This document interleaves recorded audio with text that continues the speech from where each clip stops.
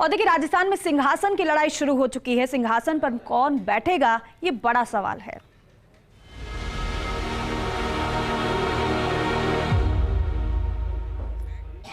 और देखिए, सिंहासन पर बैठने के लिए भारतीय जनता पार्टी की तरफ से भी तैयारियां जोर शोर से की जा रही हैं। और इसी कड़ी में बीजेपी का सुझाव आपका, संकल्प हमारा अभियान आज से भाजपा के राष्ट्रीय अध्यक्ष जेपी नड्डा शुभारंभ करेंगे अभियान का। जेपी नड्डा 51 रथों को रवाना करेंगे। बिरला ऑडिटोरियम में दोपहर करीब 3:15 पर शुभारंभ किया जाएगा। आमजन के लिए जाएंगे, संकल्प पत्र के लिए हालांकि सुझाव लिए जाएंगे। और इससे पहले मोती डूंगरी गणेश मंदिर में पूजा अर्चना करेंगे जेपी नड्डा। तो आज इस अभियान की शुरुआत जेपी नड्डा करने वाले हैं। बीजेपी का सुझाव आपका, संकल्प हमारा अभियान आज से, हालांकि उत्तर प्रदेश में भी इसी तरीके से भारतीय जनता पार्टी की तरफ से बाकायदा रथों को रवाना किया गया था।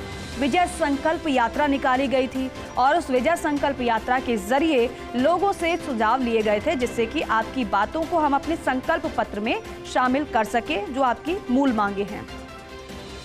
ऐश्वर्य प्रधान मेरे सहयोगी हमारे साथ जुड़ रहे हैं। ऐश्वर्य, क्योंकि इस तरीके से भारतीय जनता पार्टी की तरफ से जिस राज्य में चुनाव होते हैं वहां पर अभियान चलाए जाते हैं, लेकिन सुझाव आपका, संकल्प हमारा अभियान के बारे में अगर बात करें तो बताइएगा, ये कितना खास ये अभियान रहने वाला है, कैसे इसकी शुरुआत होने वाली है और क्या तैयारी है बीजेपी इस अभियान के लिए? देखिए, भारतीय जनता पार्टी की जो तैयारी है वो जेपी नड्डा को लेकर विशेष रूप से तैयारी स्वाभाविक रूप से इसलिए भी होगी कि पार्टी के राष्ट्रीय अध्यक्ष है, और जब राष्ट्रीय अध्यक्ष आ रहे हैं तो पार्टी में इस बात की प्रसन्नता भी होती है। राष्ट्रीय अध्यक्ष जब आ रहे हैं तो बहुत बड़े अभियान की लॉन्चिंग है जी। और जिस अभियान की लॉन्चिंग है उसे आउटरीच प्रोग्राम बताया गया है। अलग अलग वाहन, जिन्हें रथ नाम दिया गया है, वो जाएंगे और वो जाने के बाद लोगों के सुझाव लेंगे। और वो जब लोगों के सुझाव लेंगे तो उनमें से जो अच्छे सुझाव होंगे, जो कारगर सुझाव होंगे, उन्हें लागू किया जाएगा। बिल्कुल। और कुल मिलाकर इस तरीके से कार्यक्रम रहने वाला है। बिल्कुल ऐश्वर्य, और ये जो आप बता रहे हैं, क्योंकि लोगों के सुझाव बेहद मायने रखते हैं और यही वजह है कि जो वो चाहते हैं संकल्प पत्र में होगा तो उनकी मांगे भी कहीं ना कहीं पूरी होती हैं, अगर सरकार आती है तो। लेकिन ऐश्वर्य, इसके अलावा जेपी नड्डा के कार्यक्रम की बात करें तो क्या उनका कार्यक्रम रहेगा, कितने बजे पहुंच जाएंगे जयपुर वो? देखिए, जेपी नड्डा लगभग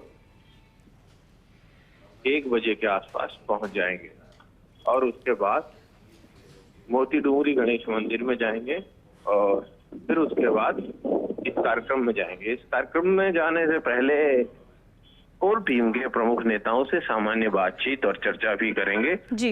लेकिन वो सामान्य नहीं होगी, चुनाव के मद्देनजर महत्वपूर्ण भी होगी। और दूसरी जी ऐश्वर्य, बात पूरी करिएगा। दूसरी सबसे महत्वपूर्ण बात ये होगी कि जब जेपी नड्डा आएंगे तो वो कल तक के अपडेट पूछेंगे, क्योंकि दिल्ली में कुछ नामों को लेकर चर्चा हुई है। उसके बाद पार्टी के सामने चुनौती यही है कि कहीं कोई बगावत ना कर दे, बागी खड़ा ना हो जाए, या पार्टी मैनेज कैसे करे।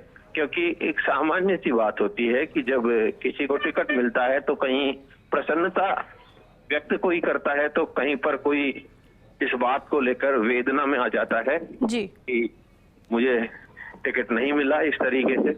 तो यही इसी तरीके की जो बातें हैं उन्हें लेकर अपडेट लेंगे। और प्रधानमंत्री मोदी को भी कल आना है। जब प्रधानमंत्री मोदी कल आएंगे तो प्रधानमंत्री मोदी के प्रवास की तैयारियों को लेकर भी सारी बातों को लेकर बैठक लेंगे और जानकारी लेंगे और उसका फीडबैक भी लेने की कोशिश करेंगे। इस तरीके से कार्यक्रम होगा। वैसे जेपी नड्डा जो है वो ज्यादा देर तक जयपुर में नहीं रुकेंगे, उनका संक्षिप्त सा कार्यक्रम फिलहाल है। ठीक है ऐश्वर्य, बहुत शुक्रिया पूरी जानकारी के लिए।